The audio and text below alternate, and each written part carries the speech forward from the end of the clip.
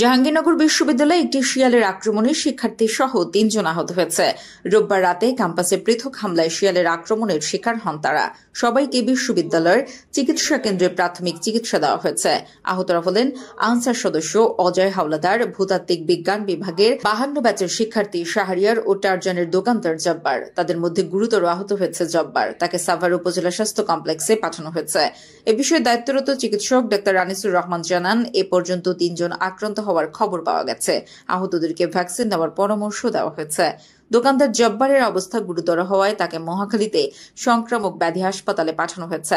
আহত আনসার সদস্য অজয় হাওলাদার জানান, রোববার রাত 10টার দিকে প্রান্তিকের কমিউনিটি মসজিদের পাশে ৩ জন ডিউটি করার সময় একটি শিয়াল এসে হঠাৎ তার গোড়ালিতে বোটের উপর কামড় বসায়।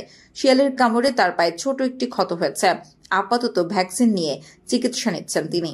ধারণা করা হচ্ছে, র্যাবিসে আক্রান্ত একটি শিয়াল ওই ৩ ব্যক্তিকে কামড় দিয়েছে। এ বিষয়ে বিশ্ববিদ্যালয়ের প্রাণীবিদ্যা বিভাগের অধ্যাপক কামরুল হাসান বলেন, শিয়ালটি সম্ভবত র্যাবিসে আক্রান্ত, এ কারণে পাগলাটে আচরণ করছে। এখন সামনে যাকে পাবে তাকেই সে কামড়াবে। অতি দ্রুত প্রাণীটিকে হত্যা করে মাটি চাপা দিতে হবে। আর যারা আহত হয়েছেন তাদের সবাইকে টিকা নিতে হবে।